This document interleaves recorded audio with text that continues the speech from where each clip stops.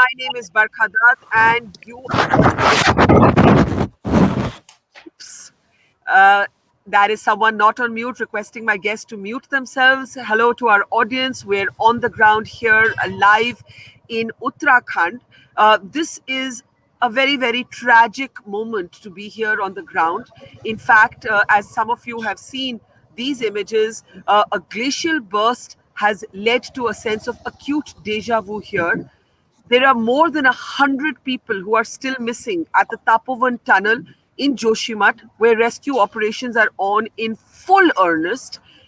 The other place, the epicenter that was hit by the burst of this glacial formation, is of course the Rishi Ganga project. And there, in the words of an ITBP official who I spoke to a little while ago, the entire project has been washed away. There's very, very little chance of any lives saved there. But the ITBP is leading a an absolutely heroic attempt to try and save lives.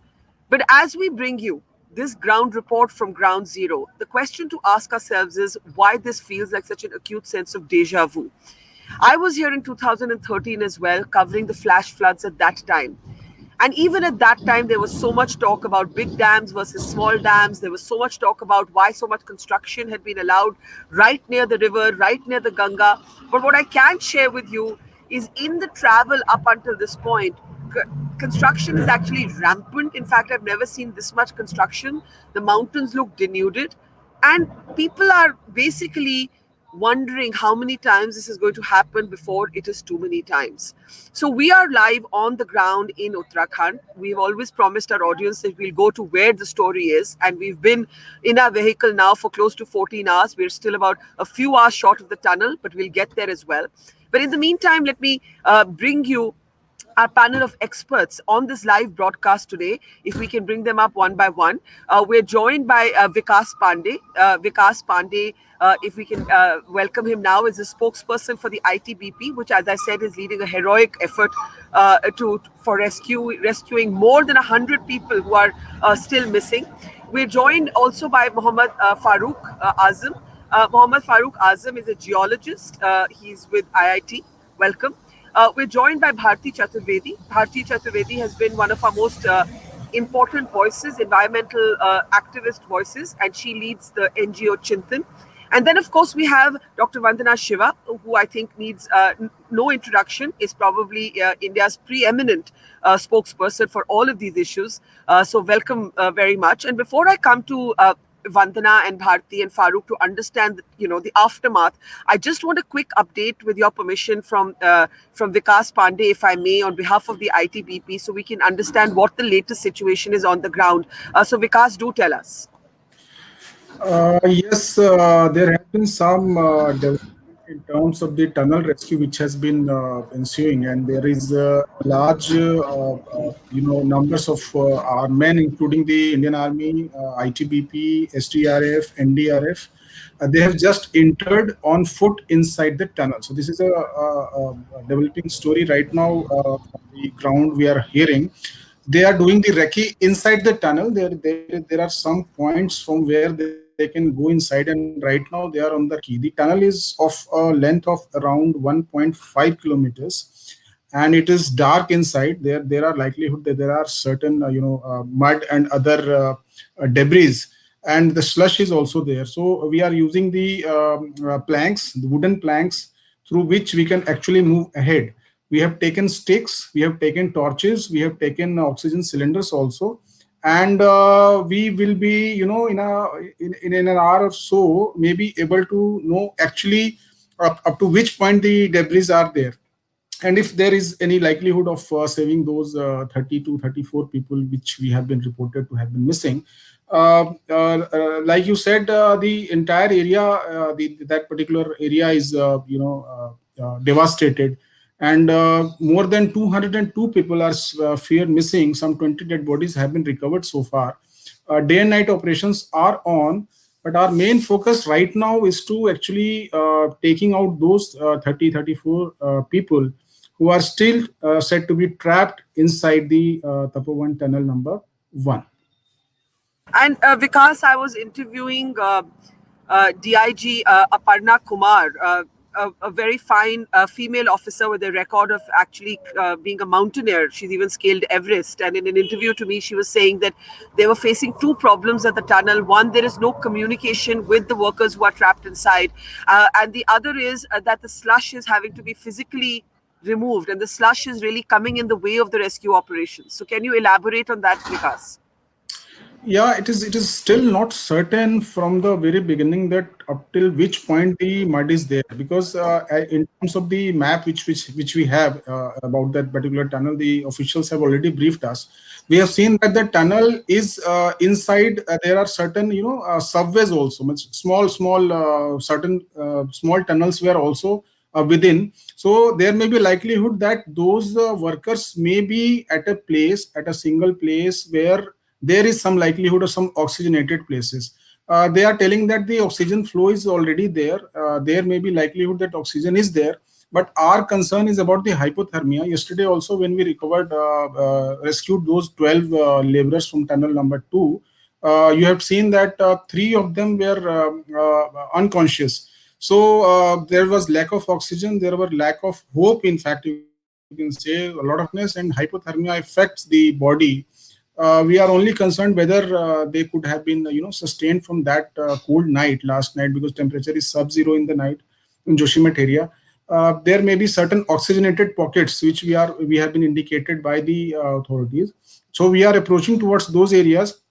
Maybe the slush part you were talking about, 5 to 6 feet of slush is there, and our people, when they are going inside, they are going inside, means they are into that slush. So moving is very difficult. That is why they have taken some planks, wooden planks. They have stakes of 6 to 7 feet.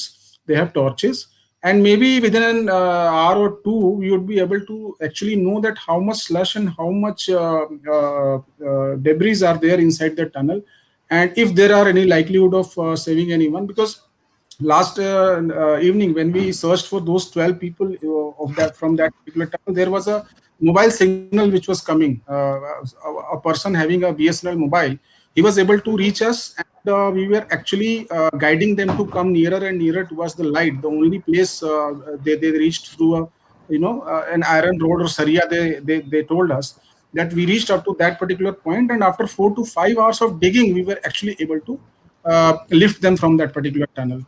So we are hoping for a miracle. Let us see. But right now, the situation, we cannot ascertain up to how much distance the debris are there, up to how much there are a likelihood of being people are there or otherwise. The actual numbers are also not ascertained. Somebody says 30, somebody says 34, and there are certain people who are also saying that there are 40 people inside.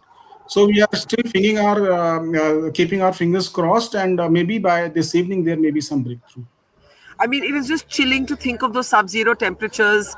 It's like out of every worst movie that you can think of, that phone beeping inside, you're hanging on to that one sound, Vikas, for a sign of life. And I think what you're saying is that even if you manage to make your way into that tunnel, even if you manage to clear that slush, at this moment, you have no idea whether those who are trapped inside have managed to even survive the night.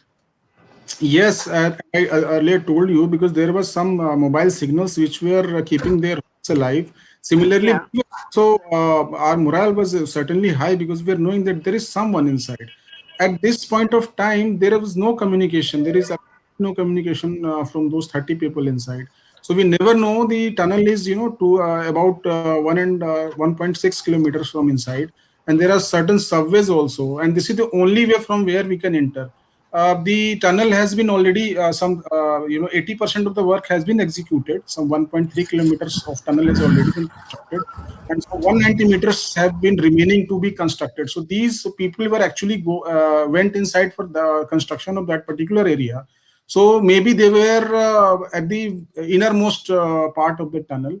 We never know whether they have started their movement from the innermost part to the outer face, because they were also knowing this, that this is the only way to come out.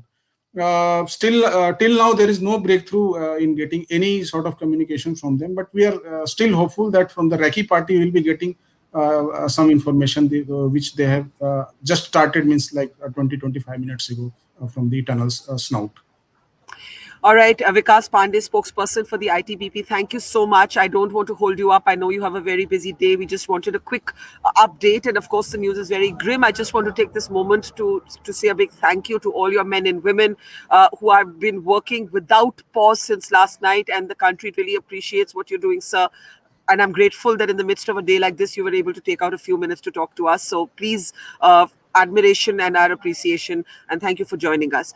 I want to now step back and look at the big picture. It feels to me that as a country, we've been here many times before. Dr. Vandana Shiva, let me bring in your first thoughts. Well, you know, my life has been shaped by these mountains. I am from Uttarakhand, and my ecological life has been shaped by the Chipko movement, which began after 72 and a disaster in the Alaknanda Ghati, where women of the Rainy village rose up, the same Rainy village, and said this logging is causing disasters and landslides. 10 years the Chipko movement fought. The logging was stopped. There's still a logging ban, but now we've got new ways to destroy the mountains. The 2013 disaster, we did a very detailed study. Of course, the Chorabari glacier above Kedarnath, the snows had melted, created a lake which burst. But in addition, the tunneling needs blasting with dynamite. This is the most fragile ecosystem of the world, the Himalaya, the youngest mountain chain. And when you burst the mountains with dynamite, we did a study of every landslide. We mapped every landslide. It was above the tunnels. These were forested areas that have never had landslides. But the dynamiting for tunnels, for dams, and I think this is a violation because Deva Bhumi is where the Devtas stay. Our rivers are sacred. The Char Dhams are the four sources of our sacred rivers, our Mother Ganga. We aren't a stupid civilization to have respected these rivers, to have walked in penance for the Char Dham Yatra. We could have done everything that's being done today, but today we have an arrogance of conquest that has come from the West. And this idea of conquest doesn't learn lessons. 2013, according to local people, 20,000 people washed away. Because the tunneling made the mountains fragile. The debris from miles of tunnels were put on the riverbed. As the floods came, the riverbed rose, some places 40 meters, and took with it the bridges, the new townships, the schools. To have a disaster like this in the year 2021 is not a tragedy. It is a crime. Because the local people of Reni had been asking for this Rishi Ganga project to stop. They say, you're blasting our villages, you're making the mountains fragile, we're going to have a disaster. As it is, there are lots of landslides in that area. For 4 years, this project was stopped. It was started again because the commercial drive, the making of money by extracting everything you can, has damaged the mountains. And these mountains cannot bear this anymore. For us to think we will continue to build wider, I mean, we had a whole Supreme Court case. Why do we need 8-lane highways? I have traveled these mountains on foot. I have traveled these mountains on horseback. And even when to Badrinath we went by car, it was a 1-lane system. We had a gate. As I said, it wasn't that people didn't know how to build roads, but they knew the fragility of the mountain and understood the ecological limits that that fragility puts on your behavior. We right now have become totally indifferent to our ecological civilization.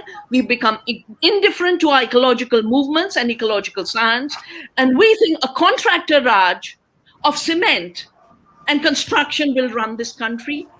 I hope this disaster will be a wake-up call. Vandana, those are very, very strong words. And while emotionally I agree with you, let me try and give you the counter argument. And the counter argument is what you hear all the time. The mountains need roads, the villages want roads. How else do you develop the area? That you are creating a binary that is not possible for the contemporary age. And how have you drawn the linkage so quickly between the blasting of the mountains to build these tunnels and the bursting of the glacier? No, I'm basing this on a detailed scientific study we did in 2013, where every landslide was mapped. And every landslide was in a zone where blasting was happening for tunnel building. This issue needs study. And I'm so glad the ITBP and others are working. But we need the scientists to give a totally independent study of the kind we did in 2013. When you talk of roads, roads are supposed to ensure mobility. When roads become the reason to end mobility, then there are no more development. I'll give you an example. When we used to travel to Badrinath with the gate system, we used to reach in 8 hours. The other day, when we were still flying, a group of people who had come to Badrinath for a yatra recognized me at the airport and told me about the yatra. I said, "How long did it take you?" I was imagining 10 hours, 15 hours. They took them 4 days. It took them 4 days to travel from Badrinath to Dehradun, because the more you blast the mountains, the more landslides you will have, the more road blockages you have. So the very objective of mobility is undermined by not realizing the fragility of the mountains and working along the ecological principles. We built roads before, but we are building roads in new ways. I remember a tragedy in the same Kedarnath Ghati, where one contractor with JCBs was moving the mountains on top, and another contractor below had workers, and the JCB on top allowed a landslide to happen. 12 workers died. 12 workers died. This is not about infrastructure. This is making money at any cost, not taking care of life, not taking care of ecology. And what I'm saying is, as a child shaped by Deva Bhumi, let at least Dev Bhumi speak to the people. Let at least the mountains and rivers that are sacred to this land and has shaped our imagination, let us at least have respect for them, even if you want to ignore the people. At least respect the Ganga and the Himalaya, for which our son Ghanshyam Shailani used to make the most beautiful songs that inspired the Chipko movement. The tragedy is, in these last few decades, everyone who spoke about the dams, everyone who spoke about the rivers, has either died or gone to jail. Dr. Agarwal, of the top civil engineer of India, IT Kanpur, died. 3 sadhus defending the Ganga in Hardwar of Matrisanan died. Sundarlal Bahuguna arrested. I think we need a white paper about the studies that have been done on the fragility of the mountains. We need a white paper on the status of feedback that came from the villages where houses are cracking, where springs are disappearing. You know, the mountain system has a very fragile water system, and it's through the cracks the spring comes. When you blast, a spring that came here disappears. It goes somewhere else. We need to be far more responsible in handling this very fragile system that has given us all the learning. If you look at any learned person, read anything beautiful, find any teacher of today, where did they go for learning? For the quiet in the caves of the Himalaya. The mountains are our teachers. We need to learn again to learn from them, rather than take the worst lesson of a colonizing West and say, I'm going to blast, I'm going to cement, I'm going to conquer. And you cannot conquer the Himalaya. You cannot conquer the Ganga. That is why the story of Bhagirath. Yeah, that's very passionately told. I want to bring in Bharti and Farooq now. Bharti, we were talking earlier about how there's such a sense of deja vu. We've been here so many times before, and Vandana is now giving us the data from 2013 and what her study tells us. You've been doing a lot of work on this. The problem is we can't get anybody to listen, anybody to take, this narrative seriously till the next tragedy happens. And then too, the noise lasts for a few days and it's all forgotten. So, I don't know how much more data we need for what we're seeing right now. I mean, by 2021, a third of the glaciers in the Himalaya and the Hindu Kush are expected actually to cease to exist. And we're looking at, from the beginning of this century, we've had a double, the glaciers are melting at double the rate. And in this part of the world, they're melting, more quickly than any other part of the world, which means that there'll be no water basically for millions of people downstream, apart from all kinds of other things.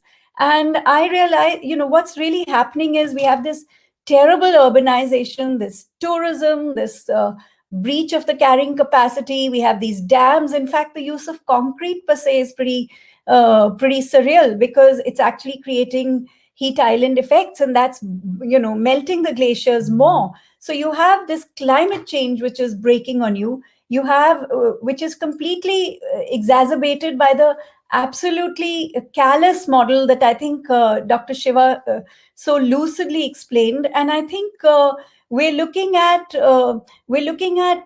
meanwhile the law in 2017, the Uttaranchal High Court said, please give the Ganga, it's a human entity, it's a living entity. And yet, on the other hand, what are we doing with this living entity? I mean, a great example is what's happening with the EIA, the whole environmental impact assessment. It's completely changing, and actually, the armor that the environment has huge chinks now. They aren't even chinks, basically. They're complete ruptures. And what we really need is some of these really vital backbone laws, whether they protect the coasts or the mountains in this country, because climate change will also come to your coasts. It already has. We've just had those cyclones in 2020. And you need them written in stone, and no dispensation should be able to change them. And I think what we don't talk about in all of this is our own consumption as middle class people or wealthy people. By 2050, you'll need 71% more resources than what we use today. Where are they going to come for? I mean, we're already reading about sand mining for construction, for urbanization, because people need housing. So I think what we're doing is we're destroying in piecemeal, not understanding that it's all interconnected. So if you're going to mine the sands, you're changing the course of rivers, you're allowing many more floods, which will anyway happen when these fragile Himalayas actually see glaciers melting. And you're also completely killing ecologies. And actually, freshwater ecology is very susceptible to extinction compared to marine and other ecologies. So we're actually already in the sixth extinction as we know it. And we are already losing species before more than we can count them. And this is what we're really fundamentally doing. And even if climate change is happening, there are ways of mitigating it. But the current model, whether it's for the Himalayas or whether it's for other fragile ecosystems, whether it's the Western Ghats, the coasts, that's just not going to work. So why the denial? Why do you think, the way both you and Dr. Shiva have spoken, you feel it. You don't just think it, you feel it. Why are more people not feeling it? I think fundamentally it's we're very sold on a particular economic model, which is that firstly, the fallacy that environmental sustainability actually doesn't go with economic development. That's one fallacy that we're sold on. And it's a complete, I mean, you look at the GIZ study, for India on resource efficiency. It's talking about the kinds of between 9 to 25 million jobs that can be created if you're doing resource efficiency. So, we really, and Niti Aayog is saying the same. But I think we need to really put that shift, make it a political shift, particularly because then we will actually be able to appreciate, the importance, the economic importance of this. Not just that, look at the economic loss when we're not looking at it. So I think there's a role for putting this on the political front burner and on the mainstream to be able to shift some of these.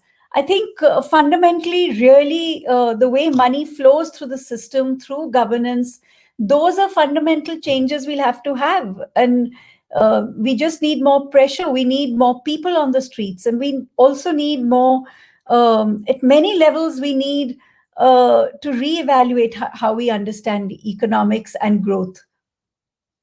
And that's happening in other parts of the world. We won't be the first. Yeah, but let me bring in Farooq at this point to ask if one of the problems is that there isn't enough agreement among those who study these issues. Even now we're seeing some sort of pushback to what Bharti and Dr. Shiva have said. The pushback will take the form of something that goes like this: we don't know enough. Let the geologists study this. Let the geologists come up with proof first. You people are jumping the gun. You're all anti-development. Those are the cliches, Farooq, that are often used. Just speaking as a geologist, as a scientist, what do you make of what's happened? Yeah, yesterday when we heard about the incidents and we watched the videos, the first impression was it's kind of glove, which happened in 2013 in Kedarnath. So after digging some more information, we could not find any lake up there. And then late in the night, we could see some latest imagery, and that suggested that there is some, hanging glacier fall, which also induced a kind of landslide in that area, and that has triggered the disaster.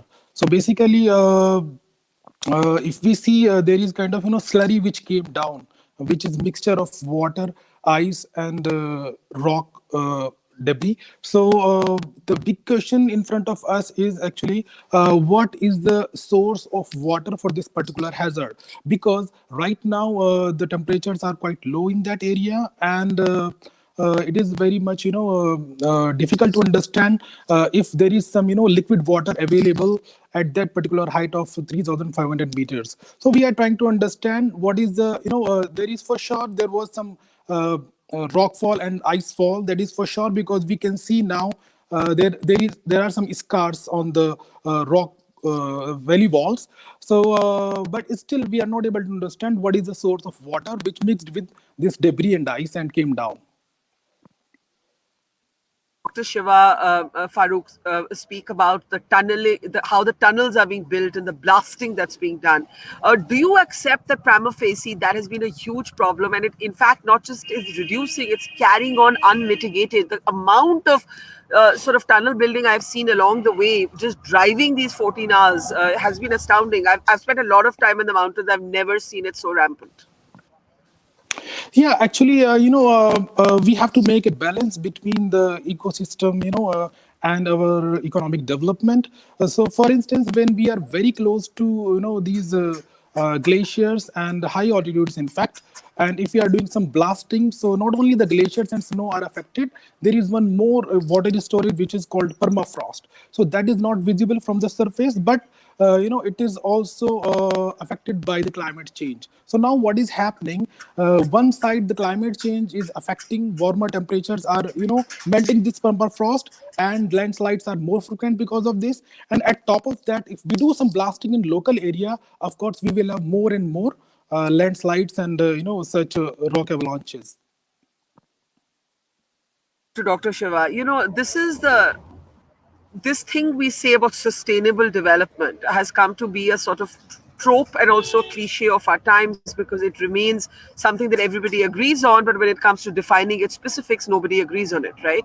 And so if you were to sort of say, if someone were to hear you say, I used to walk those narrow paths, we don't need these 8-lane highways, you would be immediately termed sort of a communist, a romantic, a person who wants to keep development away from the poor. And you face those kind of cliches all your life. What would you say to those people today? Because those highways are still being built. Barkha, I'm such a tiny voice compared to the voice of the mountains. They are speaking, and I think it is time for the limitless construction activity and those who make money from it to listen to the mountains. I'm saying ignore me, ignore the people, listen to the mountains. You hold them sacred, you go and pray there, listen to them. That is true faith. That is what we are as a culture. The second is, it's not that we don't build roads. I'm not saying that. But, ITBP used to build roads. It was the border police and used to build the roads and look after people. Even now in this tragedy, it is the security that's helping people out. But over time, we've had a privatization. And privatization has meant that road building has become a massive for-profit activity. This also means that no one is responsible. Someone gets 100, this is how they undercut the Supreme Court's order. Different people got different pieces of the contract. A contractor is not responsible for the environment, not responsible to the people, not responsible to the workers. These workers who've been killed, they will have been getting exploited. I have played a role in releasing workers who were bonded laborers at the Tehri Dam. The Tehri Dam has been built in my lifetime. We've seen 100 new landslides created by the water moving on the fringes of that dam. We know this is not a consolidated mountains rock. The Himalaya is basically the crashing of the two glacial plates. And with that crashing, what was under the ocean became the rising Himalaya, and it is still rising. That's why when we did the mining study for the Ministry of Environment for Doon Valley, the Supreme Court, on the basis of our study, stopped the mining. Our Supreme Court recognized in 83 that when commerce undermines life, commerce must stop, that because every state has a duty under Article 21 of our Constitution to protect the life of people. I think this is an Article 21 case. That commerce will always find new ways to make money. But the reason we have environmental laws, the reason we have human rights laws, the reason we have faith and ethical and ecological systems in society is to put limits on money making. The problem today, we are celebrating money making as the new religion. And we're trying to define Devabhumi on the basis of money makers with no responsibility. In the 2013 disaster, we had said there's a principle called polluter pays in environmental law. Every one of those dam builders should be paying for the destruction they have caused rather than the public paying once more. I mean, you know, I know. I think it is time. And it is not, I mean, after all, this dam was stopped for 4 years for serious reasons. But I think it's the death of knowledge. It's the death of the sacred. Devbhumi is about the sacred. Knowledge is what science is. Both of them are being given a go-by. And India will not last. Of course, right now, the disasters of Uttarakhand are showing the fragility of Uttarakhand. But if a civilization as old as ours, with 1.3 billion people, has lasted, is that this fragility has been held together by the fragile bonds of ecological responsibility. That's why we are an ecological civilization. We will not survive. And that's a dire warning. It's an existential warning. And I just want to remind our audience as I welcome Dia Mirza, who's been one of our best known ambassadors for these causes on our broadcast, that you're right, that the villages of Reni did in fact petition the court against the Rishi Ganga project, which is now, in the words of an ITBP officer I interviewed, been swept away entirely. And the villagers did try and stop this dam. Dia, your thoughts? You know, we were just talking about that acute sense of deja vu, that these tragedies happen so many times over, that people like us come on programs like this, we hand wring, we lament, and nothing happens, and then the next tragedy happens. There is this overwhelming sense of deja vu, Barkha. I know that all of us have witnessed what's been happening since the 90s, really. I was, of course, much younger then, but you know, just what 2013 did and the 6,000 lives that were lost at the time.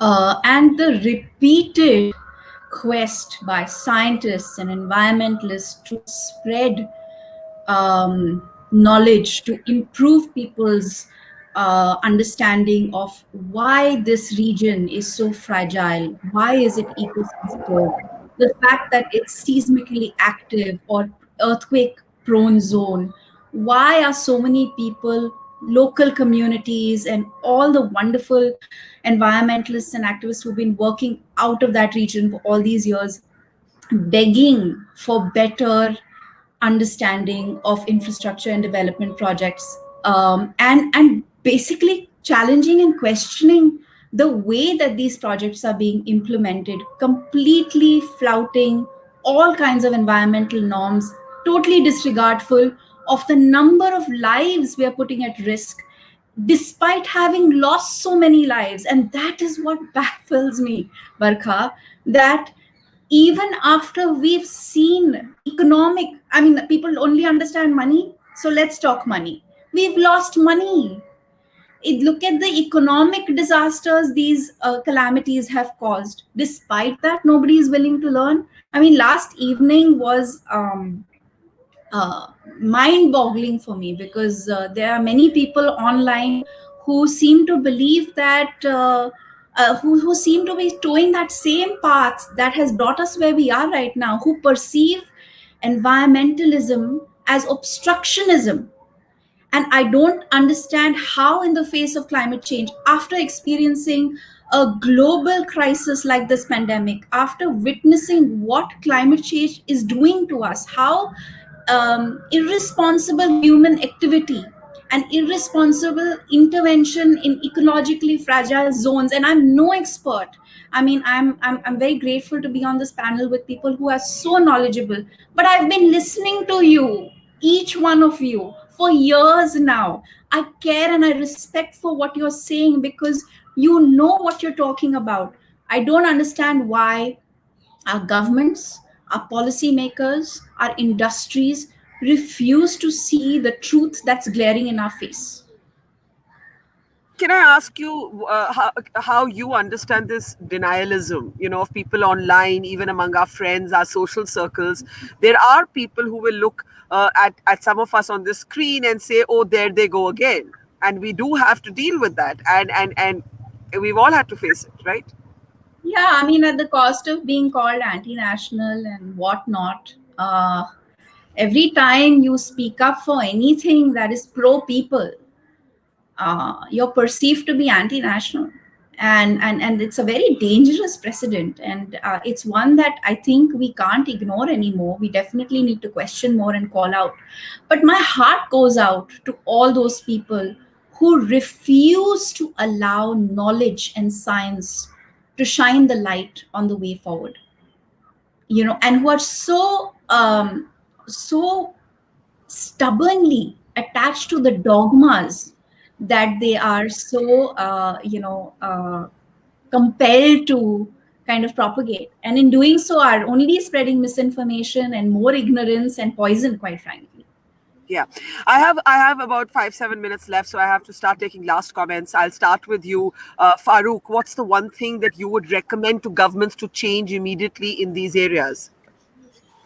I just had a mountain dog. Yeah, Show you all that there's a yeah, creature this, who's joined.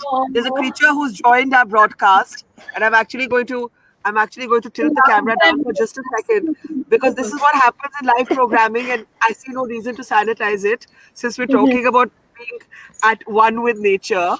And he's kind of made himself a home here. So yeah, here we are with a little mountain dog. But go ahead. And I think he's decided to sit on my lap at this point. Yes, Farooq, go ahead.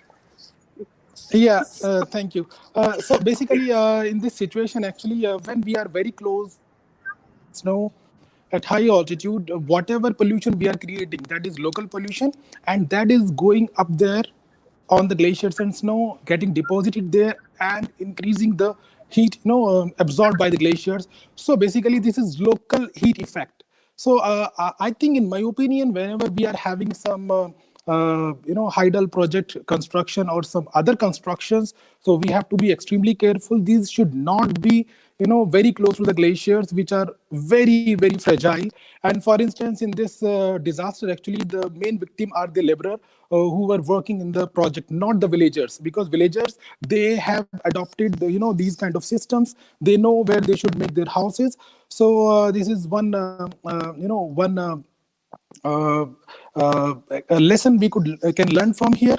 Second is this, like if we are having more and more constructions in these areas, this area, particularly the Garhwal Himalaya, is extremely fragile, specifically because the rocks here are sedimentary in nature. So whatever we are building, that is putting more stress on the slopes, and we will of course have more landslides. So I think we also need to think before developing some roads or some other constructions there. But I was just saying that I have never seen as much construction as I've seen on this journey. Bharti, what needs to change and what is changeable? What is easy to convince people and governments to change? I think nothing is easy to convince. Clearly, nothing is easy. So I think let's accept it. We really need some kind of institutional shake-up, I would say, particularly because our legal system is kind of, I think, not as robust as we need it to be. I mean, we really need many more legal safeguards, and you just can't build roads where you want, because even though you want connectivity, the price is too high. Like I said earlier, the price is just so high for this. So I really feel that we have to pull ourselves up for the long haul, because this is not something that will go away with a little bit of band-aid, with a little bit of rehabilitation and things. It will happen again in another way, unless we completely stop everything here and actually de-develop in some ways and find ways to develop other forms of living and other Yeah. forms of being in the Himalayas. There's just What, no what other way. what frustrates you the most about this moment, Bharti? And I'll ask Dia the same question. What frustrates you the most? I think I think it could have been a much reduced catastrophe. I won't say that it would have been totally avoided, because this was, if not a landfill hitting a glacier, as we found out, it could be another manifestation of climate change. But what happens with climate change is that the garbar that you've already done exacerbates the impact, and it is so avoidable, and it frustrates me that so many lives have been lost in previous catastrophes, and nobody's ever learned from them. And Yeah. I would think that really the state should step in instead of everything else. Let's see the state of Uttaranchal stepping in, putting in very tough kinds of legislation, because they're not going to exist anymore after a while. What, one third of your glaciers are going away by 2021? What's left of you? Yeah, what a thought. Dia, what's the one thing you found yourself changing in your own life? Because a lot of this change has to be governmental, but a lot of it has to be personal as well. I think that each one of us has to become cognizant of the fact that it is human behavior and lifestyle that is impacting climate, and we have the ability to make personal choices that can bring change. Some of the things that I've shared with you before, but I'll quickly put out there, because I hope that somebody will take something away from this, because everything that happens anywhere affects us all. We are all connected. Nothing separates one person from the other or one catastrophe from another. And I feel like following a plant-based diet, eating local vegetables and fruits, refusing all single-use plastics, having short baths, not wasting any source of any natural resource, whether it's electricity or power, whatever it may be, can make a big difference. And holding yourself accountable for your consumption and your waste can also make a big difference. But more than anything else, I think as people, we have a powerful voice. We all need to become more involved in challenging and questioning policy and government and industry, and holding people accountable, and build partnerships with each other to strengthen those that are making a difference on the ground.